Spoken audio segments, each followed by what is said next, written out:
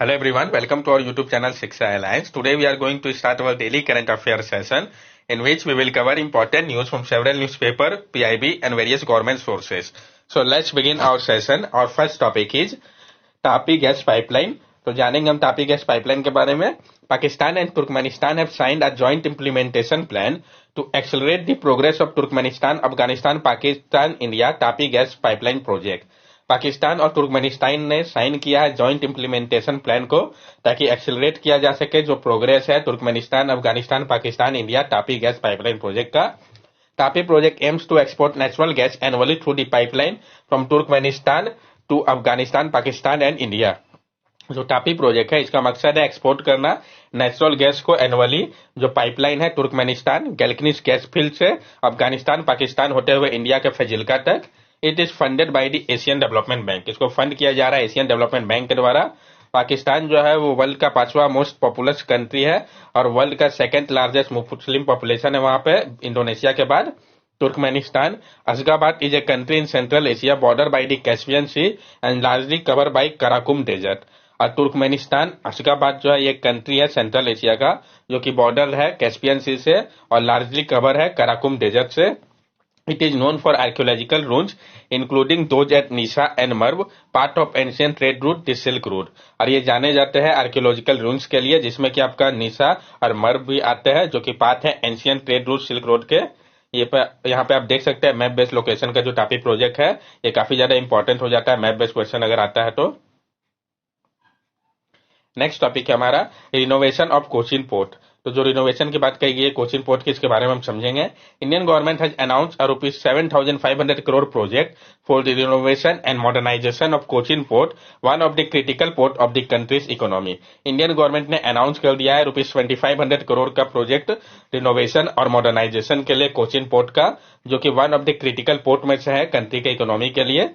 The project aims to make Cochin a global hub for fish trade and is funded through the PM Matsya Sampada Yojana, Blue Revolution Program and Sagarmala Scheme. This project is part of India's effort to achieve rupees 1 lakh crore worth of export from fisheries sector by 2024-25। ये जो project है इसका मकसद है कि कोचिन को एक global hub बनाया जा सके फिश ट्रेड के लिए और इसको फंड किया जा रहा है पीएम मत्स्य संपदा योजना ब्लू रिवोल्यूशन प्रोग्राम के माध्यम से और सागरमाला स्कीम के तहत।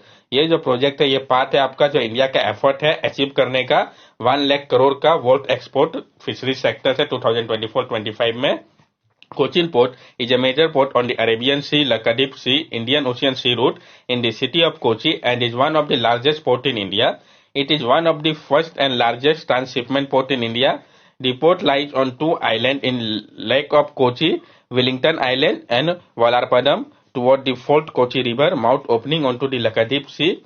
Cochin Shipyard is the largest shipbuilding as well as maintenance facility in India।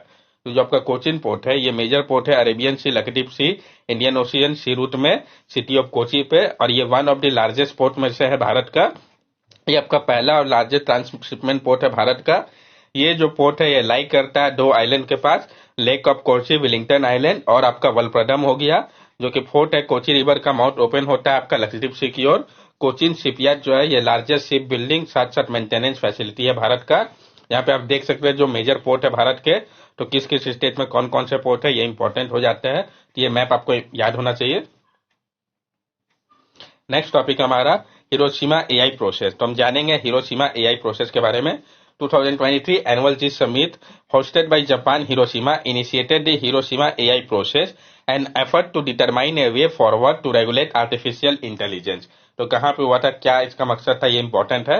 2023 का जो एनुअल G7 का समिट जिसको होस्ट किया गया था जापान के हिरोशिमा पे, इसमें इनिशिएट किया गया था हिरोशिमा एआई प्रोसेस को, एचएपी को, जो कि एक एफर्ट था डिटरमाइन करने के लिए कि किस तरीके से रेगुलेट किया जाए आर्टिफिशियल इंटेलिजेंस को। बैकग्राउंड को हम समझते हैं पहले थोड़ा। G7 digital and tech minister discuss responsible AI and global AI governance. जो G7 डिजिटल और टेक मिनिस्टर है उन्होंने डिस्कस किया था रिस्पॉन्सिबल एआई और ग्लोबल एआई गवर्नेंस को to promote human centric and trustworthy AI based on the OECD AI principal.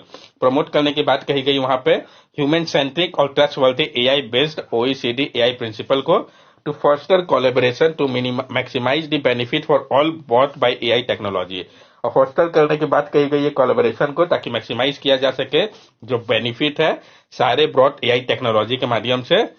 अब हम जानेंगे एचएपी हिरोशिमा एआई प्रोसेस के बारे में।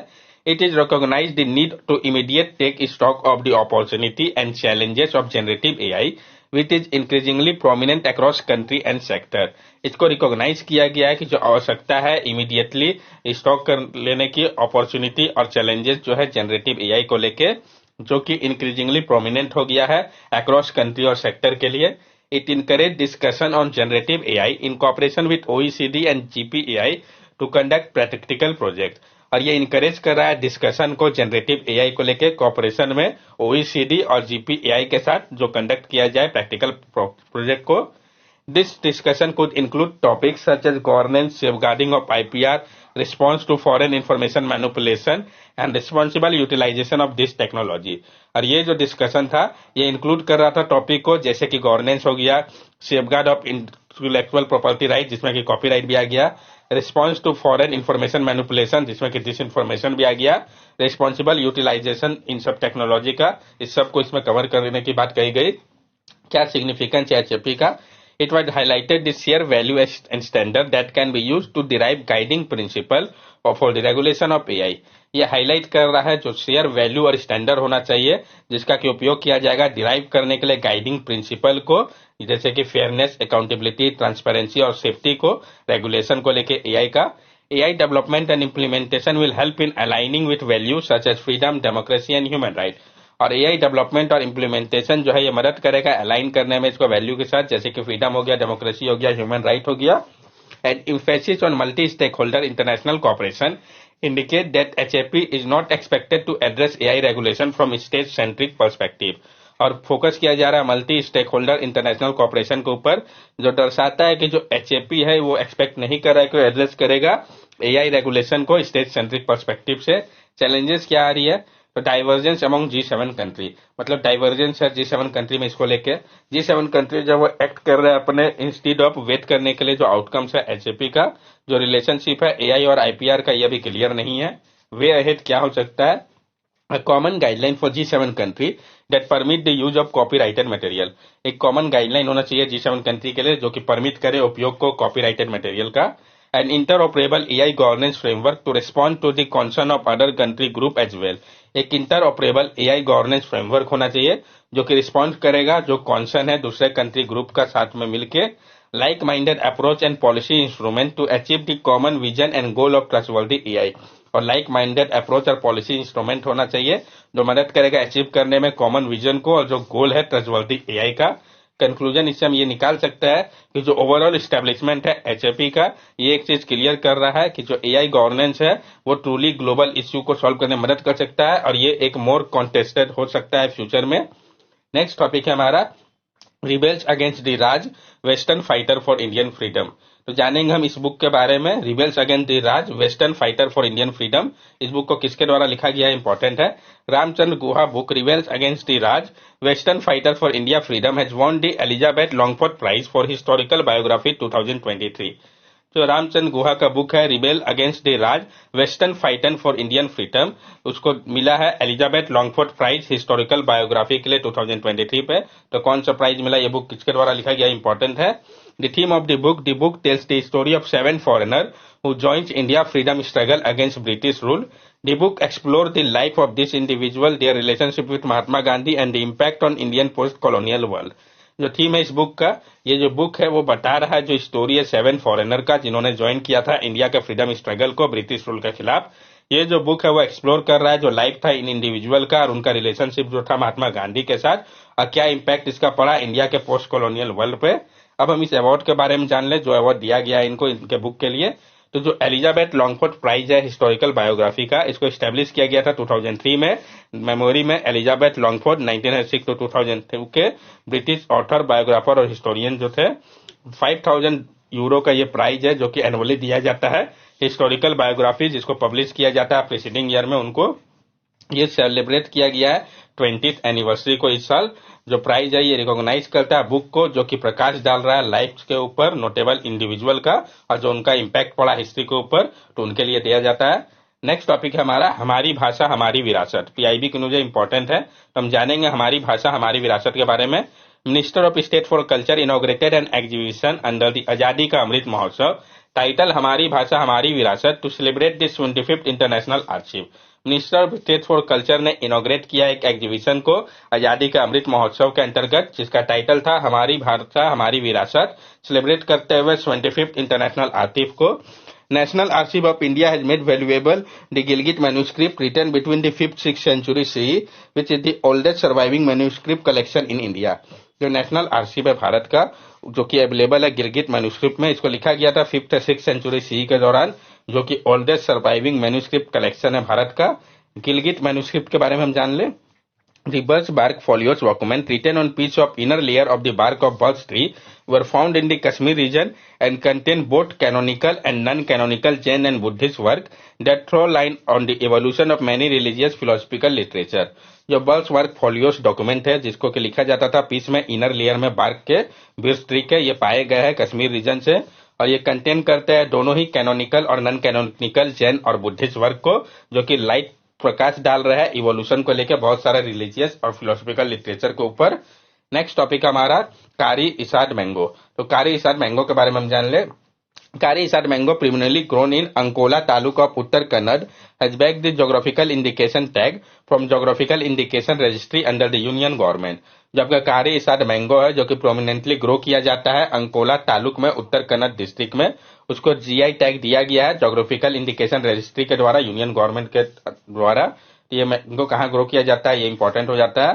ज्योग्राफिकल इंडिकेशन के अनुसार जो गवर्नमेंट है कारी आइसड को एक्सेप्ट किया गया है कि ये one of the finest quality mango का है। इसके unique aroma, luscious taste, high amount of pulp, shape और साइज के लिए जीआई टैग के बारे में हम जान ले। तो जो जीआई है ये प्राइमरली एक एग्रीकल्चर, नेचुरल या मैन्युफैक्चर प्रोडक्ट के लिए होता है, जिसमें हैंडीक्राफ्ट या इंडस्ट्रियल गुड्स भी आता है। ये ओरिजिनेट होता है एक डेफिनिट ज्योग्राफिकल टेरिटरी से। कितने लंबे तक ये जो रजिस्ट्रेशन है ज्योग्राफिकल इंडिकेशन का वैलिड हो सकता है, तो जो रजिस्ट्रेशन है ज्योग्राफिकल इंडिकेशन का वो वैलिड है 10 ईयर के लिए। इसको रिन्यू किया जा सकता है टाइम पे फर्दर पीरियड ऑफ 10 ईयर के लिए। नेक्स्ट टॉपिक है हमारा di methyl ether fuel tractor. तो हम जानेंगे di methyl ether fuel tractor के बारे में। Researcher at IIT Kanpur had developed India's first 100% dimethyl ethyl fuel tractor vehicle, marking a significant step towards sustainable alternative fuel waste transport system. जो researcher है IIT Kanpur के, कहाँ के तो important हो गया ये, आईआईटी कानपुर के रिसर्चर, उन्होंने डेवलप किया है इंडिया का पहला 100% dimethyl Ethel fuel tractor vehicle को, जो कि सिग्निफिकेंट स्टेप है sustainable alternative fuel based transport system की ओर। ये डाईमिथाइल ईथर होता क्या है? Dimethyl ether is a renewable and clean burning alternative fuel that can be used in various applications including transportation. Under normal atmospheric condition, dimethyl ether is a colorless gas. It is produced from natural gas, coal, biomass or renewable sources through synthesis process. जो dimethyl ether होता है ये renewable और clean burning alternative fuel है, जिसका उपयोग किया जाता है बहुत सारे एप्लीकेशन में, जिसमें कि ट्रांसपोर्टेशन भी आता है। नॉर्मल एटमॉस्फेरिक कंडीशन पे डाईमिथाइल ईथर जो है वो कलरलेस गैस है। इसको प्रोड्यूस किया जाता है नेचुरल गैस, कोल, बायोमास या रिन्यूएबल सोर्सेज से सिंथेसिस प्रोसेस के माध्यम से। उपयोग की अगर हम इसकी बात करें तो इसका उपयोग होता है एक्सटेंसिवली केमिकल इंडस्ट्री पे एक सॉल्वेंट, फ्यूल या रेफ्रिजरेंट के रूप में। ये ओजोन फ्रेंडली एरोसेल प्रोपेलेंट है जो कि रिप्लेस कर सकता है सीएफसी को। डाईमिथाइल ईथर का जो प्रॉपर्टी है वो काफी ज्यादा सिमिलर है लिक्विफाइड पेट्रोलियम गैस के जैसा, और इसको इजिली स्टोर भी किया जा सकता है और ट्रांसपोर्ट भी किया जा सकता है। बहुत सारे कंट्री जिसमें कि Japan, USA, China, Sweden, Denmark, Korea आते हैं, ये सब पहले से ही यूज कर रहे हैं डाईमिथाइल ईथर को पावर व्हीकल के लिए। लेकिन जो उपयोग है डाईमिथाइल ईथर का इंटरनल कंबशन इंजन में, रिलेटिवली ये अनएक्सप्लोर था भारत के लिए। ये जो रिसर्च है ये ओवररेटेड किया गया साइंसेस और इंजीनियरिंग रिसर्च बोर्ड के द्वारा department of science and technology के अंतर्गत, और ये अलाइंड है मिथेनॉल इकोनॉमी प्रोग्राम जो है नीति आयोग का, उसी से प्रेरित है। That's all for daily current affair session. अगर आपको हमारी वीडियो अच्छी लगी हो तो हमारे चैनल सब्सक्राइब करें, हमारे वीडियो को लाइक करें और ज्यादा से ज्यादा शेयर करें। These are our social media link. From here also you can stay connected with us and give us your valuable feedback. Thank you and have a nice day.